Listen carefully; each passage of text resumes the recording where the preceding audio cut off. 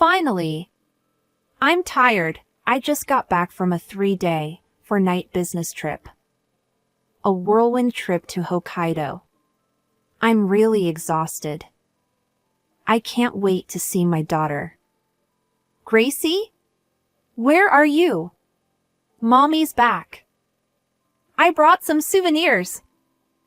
I can't find my daughter anywhere. My 5-year-old doesn't have her own room yet, so she mostly hangs out in the living room and sleeps in our bedroom. I search every nook and cranny in the bedroom and living room. Did she already go to sleep? Mom! I heard a small voice. It's Gracie. Gracie? Where are you? When I step into the hallway, I see Gracie lying there without a blanket. Gracie! What's wrong? Are you feeling sick? Did you collapse? I'm okay. My fever went down. Fever? What does that mean? She had a fever? Why is she in the hallway? Panic is flooding my mind. Why are you here? Because Grandma. Afterward, I listened to what happened while I was away on the business trip and am shocked. And, trembling with anger, I gather a lot of allies to get back at my mother-in-law and husband. I'm 32 years old. I work in sales at my company. We are in our 3rd year of marriage, and my husband is 4 years older, a lawyer. Initially, when we got married, we lived in a condo, just the two of us. But when we had a child, I wanted to continue working in the future, and because my husband's job is very demanding, we started living with my mother-in-law. My father-in-law passed away when my husband was still in junior high school, due to illness, they say. From then on, my mother-in-law raised my husband by herself. The fact that she raised her son to become a lawyer was, without a doubt, her testament, her pride. From my perspective too, my mother-in-law dotes on my husband. While I harbored a slight unease about living with such a parent-child relationship, I attempted cohabitation because I didn't want to quit my job. Our child was a girl. We named her Gracie. My mother-in-law was delighted about the birth of her granddaughter and often took care of her, saying, "She's so cute." I felt relieved about cohabitation because of that, and believed we could get along with my mother-in-law in the future. Gracie grew up quickly, a very charming and adorable child. She drooled a lot, I guess.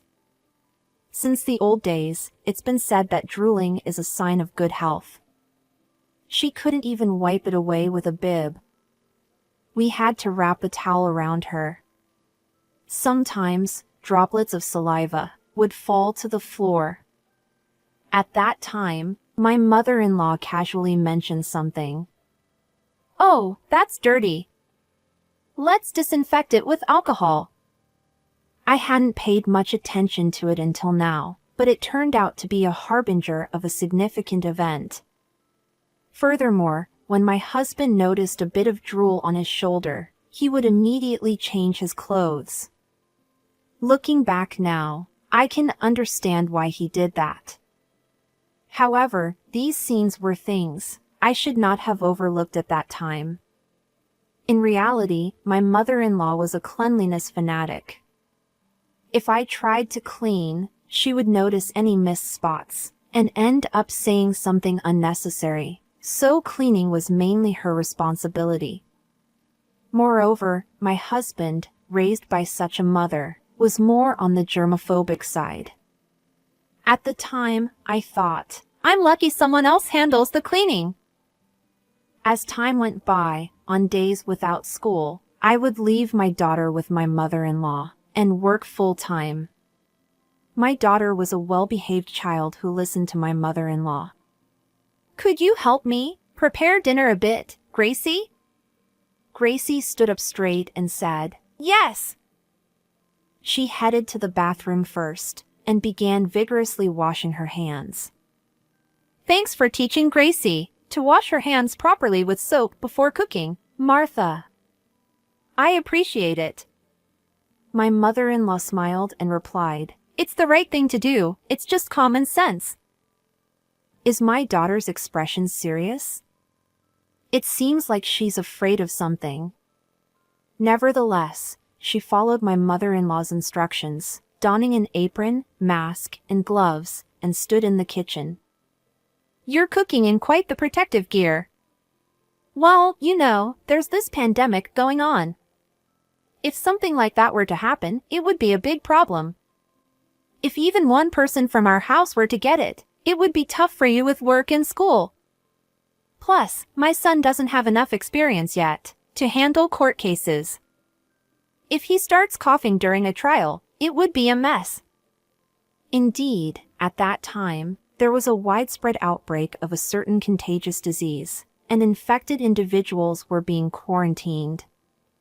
Those in close contact with them were also required to self-isolate. At my workplace, many people came in close contact by saying their family members had the disease, leading to a situation where they couldn't leave their homes for a week. This had made work very hectic. The same was happening at my husband's firm, with some lawyers unable to attend court proceedings, and others burdened with extra cases as substitutes. As a result, he was coming home very late these days. Once home, hand washing, gargling, and alcohol disinfection had become routine. I found myself agreeing that taking extra precautions when cooking might be a good idea. Looking back, this was my mistake. One day, during this pandemic, our company found itself unable to conduct business overseas, focusing instead on the Japanese market. I had to take a plane and go to Hokkaido for a 3-day, 4-night trip. This would be the first time I'd be away from Gracie for 4 days. I was filled with sadness. However, my mother-in-law's words of, "Don't worry, have a safe trip," and my husband's, "We promised not to compromise on our jobs. My mom is here, and Gracie will be fine," gave me the encouragement I needed. I asked Gracie, "Gracie, Mommy won't be back for 4 days, but can you hang in there with Grandma?" She briefly glanced at my mother-in-law, and then at my husband, lowered her head for a while, and finally said, "Okay." I interpreted Gracie's actions as actions born out of the loneliness of not being with me. And so, I embarked on my business trip. It was the first time I had been so far away from Gracie, and while I could forget the busyness of work, while working, I couldn't quite get used to the fact that Gracie wasn't beside me before bedtime. I felt lonely and texted my husband multiple times. "Is Gracie okay? Is she already asleep?" "She's fine. She's fast asleep." Believing those words, I worked diligently for 3 days, determined not to waste the time my mother-in-law and husband had spent with her. And when the business trip was over, I thought, I can finally see Gracie. I hurriedly walked home, even though it was already past 9 in the evening. I wondered if Gracie had already fallen asleep. I wanted to see her as soon as possible. In the quiet residential area, my suitcase made loud rolling sounds. "I'm home. I'm tired." I returned from my 3-day, 4-night business trip. I was really tired. I couldn't wait to see my daughter. "Gracie? Where are you?" "Mommy's back. I brought souvenirs." I couldn't find my daughter. My 5-year-old didn't have her own room yet, so she mostly stayed in the living room and slept in our bedroom. I searched every nook and cranny in the bedroom and living room. Did she already fall asleep? It seems like my husband hasn't returned yet. Maybe she's sleeping where my mother-in-law is? I came back, panting, so I was thirsty and went to the kitchen to get some water. Then, Mom, I heard a small voice. It was Gracie.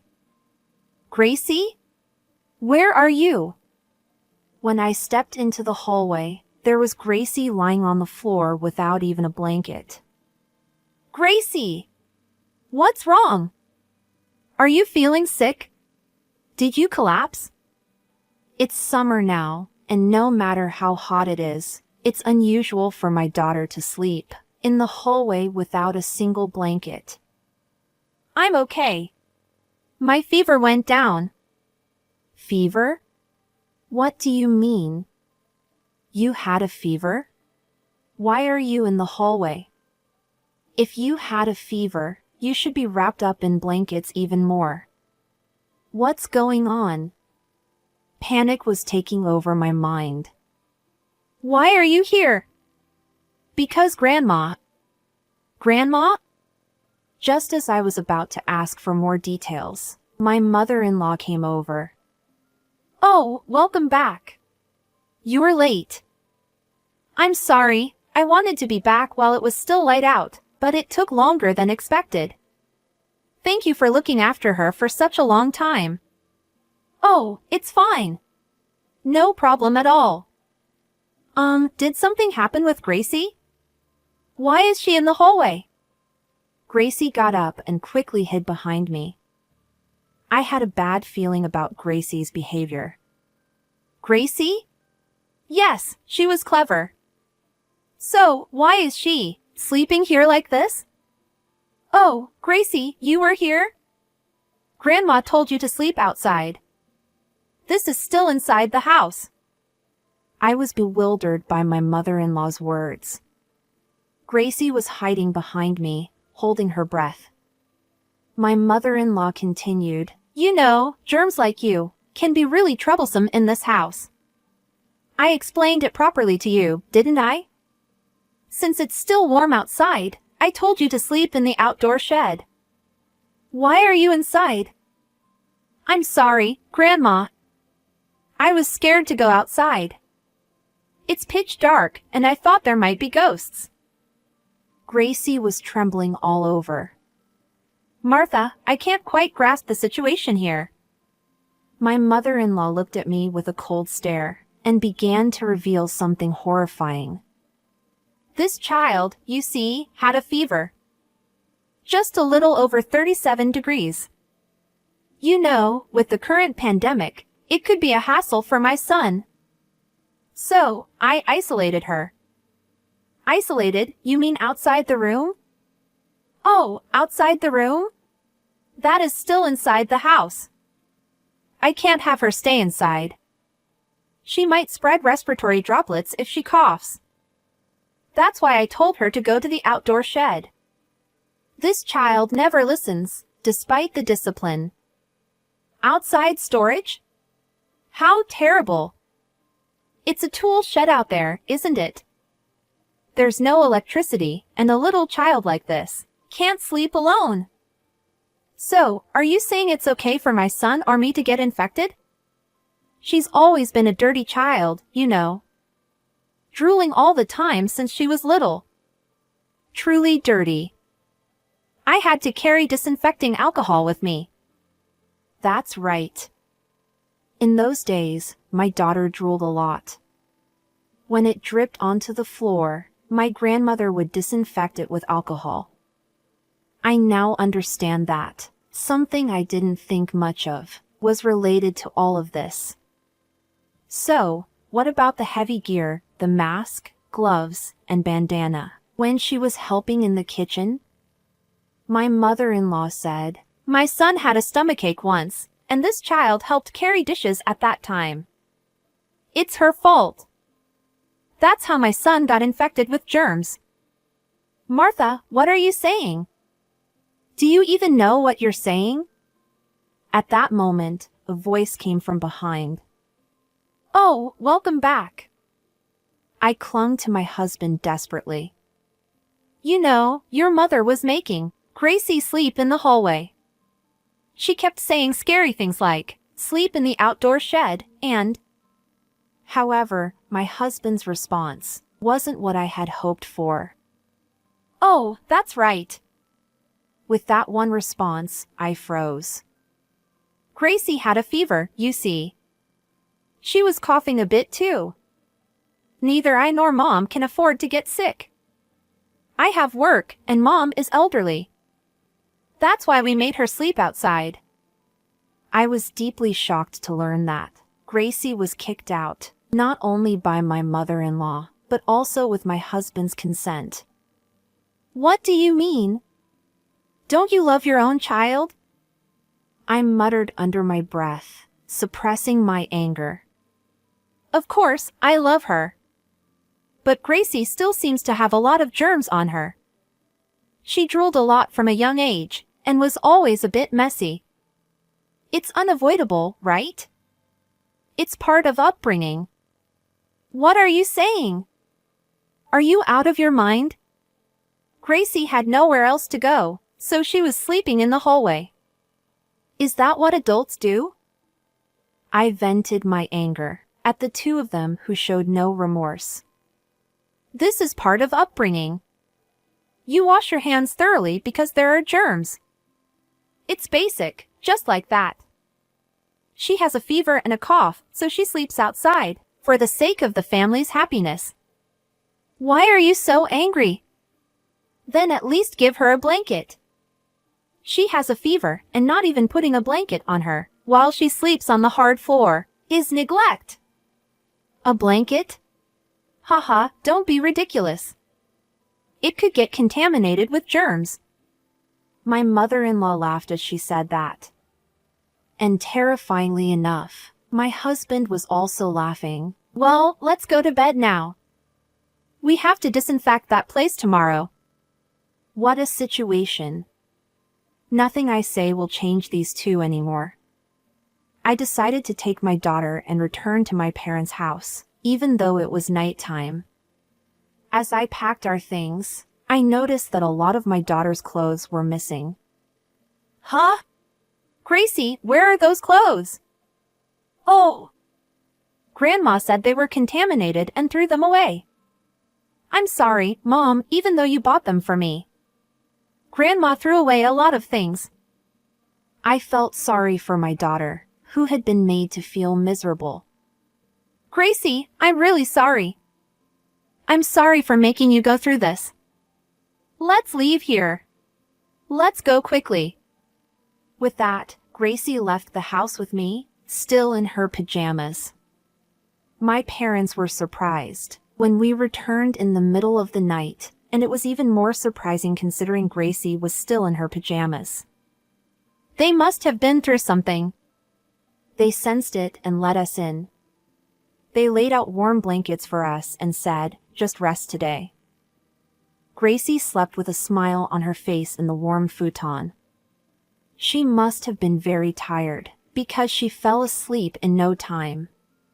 Watching Gracie's peaceful sleeping face, tears flowed uncontrollably. This child had a fever, yet she wasn't allowed to sleep in a proper bed. After crying for a while, I went to my parents and explained the situation. My parents were even angrier than I was about how Gracie had been treated. They said, "You don't need to go back to that kind of home. Stay here with Gracie." I was grateful for my parents' support. As a mother and daughter, we spent the night discussing what we should do next and what would be best for Gracie. As a result, I decided to divorce my husband. The next day, Gracie woke up in good spirits. Gracie, did you sleep well? Is your body feeling better now? Yeah. She showed me a big smile. I couldn't help but feel regret and guilt for not realizing the mistreatment Gracie had endured for so many years, and how it had stolen her smile. Gracie, Mommy is thinking of parting ways with Daddy. Let's live here from now on. Gracie looked surprised at first, but her expression quickly clouded over for some reason. Gracie, what's wrong? Aren't you happy? If I don't do what Grandma says, I might die from the germs. What should I do? I can't believe she said something like that. She was completely under my mother-in-law's mind control. How had it come to this, pushing Gracie to such a state? To ease Gracie's anxiety, I said, "All right, we won't say goodbye just yet. Let's live here for a while. If your health doesn't worsen because of germs, then we can consider it." Gracie replied with a smile, saying, "Okay." I absolutely can't forgive my mother-in-law and husband for causing Gracie so much suffering. I went straight to a lawyer, and not just any lawyer. I went to the law firm where my husband works. I carefully chose a time when my husband wasn't around, and kept my identity as his wife hidden, while seeking advice. "This is terrible. Let's make sure to demand compensation from your husband and mother-in-law." "Leave it to us," the lawyer said. "Please, I beg you," I replied. I enlisted my husband's friend as my legal representation, thinking he'd never expect his friend to take legal action against him. It was my feeble attempt at resistance. A few weeks later, my phone rang. "Hey, what did you tell them?" By them, my husband was likely referring to his lawyer friends. My husband was surprised to find that the lawyer who had come to his house was actually his friend. Likewise, his friend, the lawyer, couldn't have anticipated that the despicable person involved was his friend. They both seemed taken aback by the situation, but the lawyer friend carried on with his duties. They must have received the certified letter. "Thanks to you, I became the talk of the firm, and can't work anymore. What are you going to do about it? Will you talk to me, through the lawyer?" "What do you mean? Who do you think you are talking to like that?" "I'm a lawyer too." My husband seemed unusually agitated. "I know that, of course. But the lawyers at your firm are all willing to help me. No matter who hears about this, it sounds like a crazy story. I'll make sure to claim the compensation properly. Please communicate through your lawyer. And remember, you must never meet Gracie. If you do, I'll take legal action against that too." With that, I hung up immediately and blocked his calls. Afterward, with the presence of lawyers, we finalized our divorce. I received a substantial amount of compensation, which must have been quite a burden, even for my high-earning husband. Of course, we also secured ongoing child support payments, and I obtained a legal agreement that he would never see Gracie again. Gracie and I lived happily, supported by my parents. Gracie's heart continued to loosen up, and she was no longer afraid of the germs. In fact, she played with her friends until late, getting all dirty. After that, I even need to remind her to wash her hands before eating sweets by saying, "Let's wash our hands," with a smile when she's about to eat them. On the other hand, my husband faced the consequences of his actions. Rumors had spread, making it impossible for him to work at his office. Furthermore, the legal field was a tight-knit community, and the rumors had reached other firms, making it challenging for him to find employment. He needed to regain trust first, as trust was essential for his profession. It was fascinating to see when he'd be able to rebuild that trust.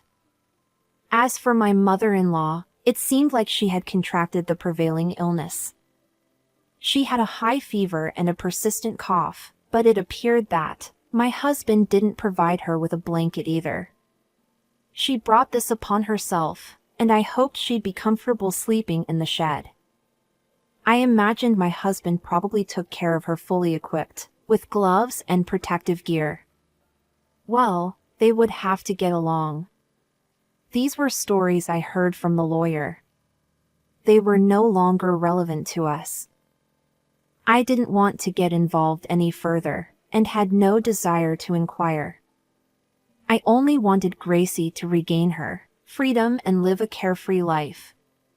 Gracie, who I nicknamed Smiley, because I wanted her to become a child with a beautiful smile, now sported a crinkled face, laughing heartily from the depths of her belly.